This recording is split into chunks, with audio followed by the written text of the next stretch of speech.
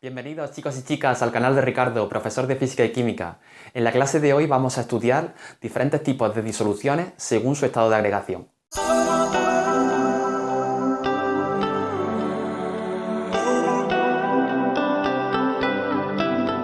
En un vídeo anterior clasificamos las disoluciones según su concentración. Por aquí lo tenéis, en diluida, concentrada, saturada y sobresaturada. En este vídeo lo que vamos a ver es que también existen diferentes concentraciones, pero esta vez atendiendo a su estado de agregación, es decir, a su estado. Es decir, hay disoluciones que pueden ser un sólido disuelto en un líquido, dos líquidos, un gas, etc. Como hay tantas posibilidades, vamos a verlo en el siguiente cuadro. He dibujado un cuadro, como veis, 3×3, en donde en la parte superior he puesto los estados de agregación del soluto y en la parte vertical de la izquierda he puesto los estados de agregación del disolvente. Uniendo soluto y disolvente en cada cuadro, como si fuera el juego de los barquitos, podemos obtener diferentes ejemplos de disoluciones, porque yo lo que quiero es que os quedéis con el concepto, con ejemplos, para que veáis que realmente existen disoluciones de este tipo. Empecemos por el ejemplo más simple para vosotros, que es cuando disolvéis un sólido, un soluto sólido, en un disolvente líquido. Esto podría ser, por ejemplo, azúcar y agua. Pues lo podemos poner aquí, azúcar más agua. Y ya tenemos nuestro ejemplo de sólido líquido. Otro ejemplo que sería bastante fácil para vosotros sería, por ejemplo, la disolución en líquido-líquido, ya que el disolvente es un líquido y el soluto también lo es. Bueno, vamos a pensar un poco, pues podría ser agua y, por ejemplo, alcohol. Alcohol más agua. Perfecto. ¿Veis qué sencillo es?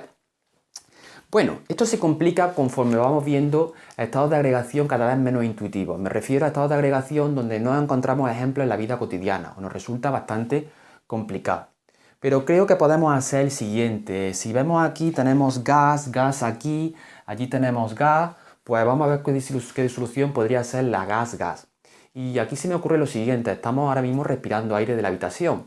Este aire de la habitación contiene varios gases, sabéis que es pues un 70 y tantos por ciento de nitrógeno, un 21% de oxígeno, argón, hidrógeno, ¿no? Pues bueno, es una mezcla de gas, entonces podríamos poner que el aire es un buen ejemplo de disolución gas-gas.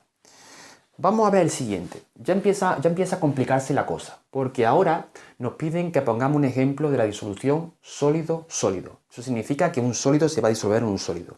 Y eso ya no es tan fácil, ¿verdad, chicos? Porque un sólido en un sólido, vosotros no imagináis cómo se pueden disolver.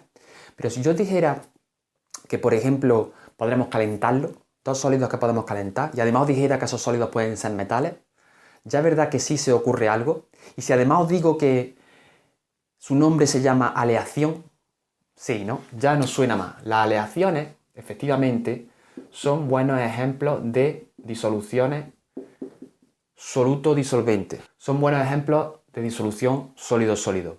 En concreto, podremos hablar del bronce, que es la mezcla de estaño y cobre. Bien.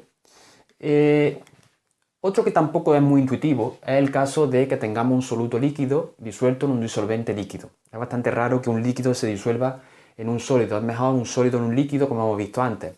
Pero en este caso es así, ¿no?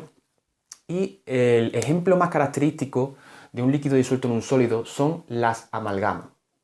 Las amalgamas, a lo mejor habéis visto u oído a veces que forman parte de algunos empastes antiguos en los dientes.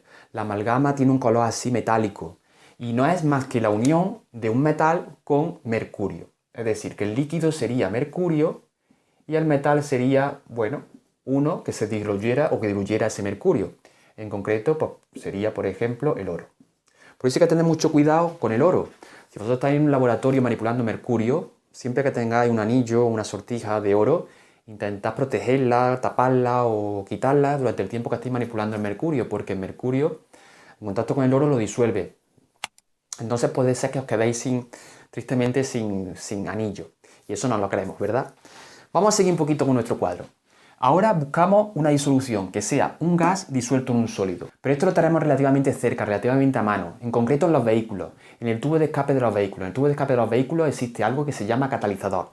Y el catalizador es un metal, normalmente un metal noble, puede ser por ejemplo platino, aunque también en el laboratorio podemos usar un elemento que se llama paladio.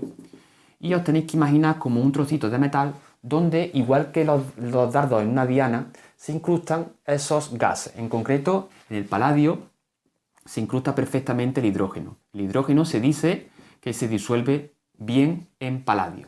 Pero hay otros gases que se originan en la combustión de los coches que nos conviene que estén en el catalizador en lugar de la atmósfera. Y esos gases pues, pueden ser unos óxidos de nitrógeno, óxidos de azufre, etcétera, que se fijarían en estos catalizadores. Bien, el siguiente creo que es bastante simple porque sería disolver un gas en un líquido.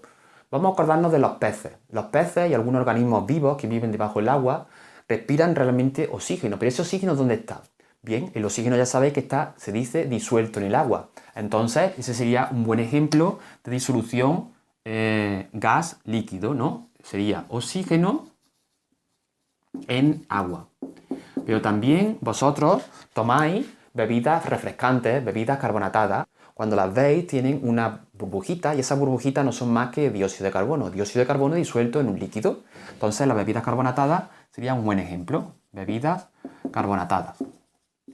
Y ya solo nos quedarían un par de ejemplos para terminar nuestro cuadro. Aquí tenemos dos ejemplos, un sólido en un gas y un líquido en un gas. Parece que buscar ejemplos es bastante complicado, pero es más simple de lo que creéis.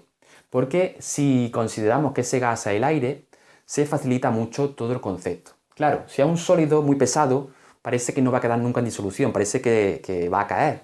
Y si es un líquido, parece que va a caer. Pero os tenéis que imaginar sólidos y líquidos finamente pulverizados, gotitas, partículas muy chiquititas. Si es un sólido, os imagináis pues unos trocitos muy chiquititos pulverizados, como de polvo, y si os imagináis un líquido, os imagináis unas microgotitas. Claro, aquí un buen ejemplo entonces sería el humo. El humo blanco o el humo negro. El humo negro, si lo veis en profundidad, es un humo que está formado por partículas. Por ejemplo, el humo negro surge de la combustión de plásticos. Pues esas pequeñas partículas que hacen que sea negro son chiquititas y van en disolución, ¿vale? En este caso, un buen ejemplo sería la niebla. Porque la niebla no es más que pequeñas partículitas muy chiquititas que están ahí en suspensión.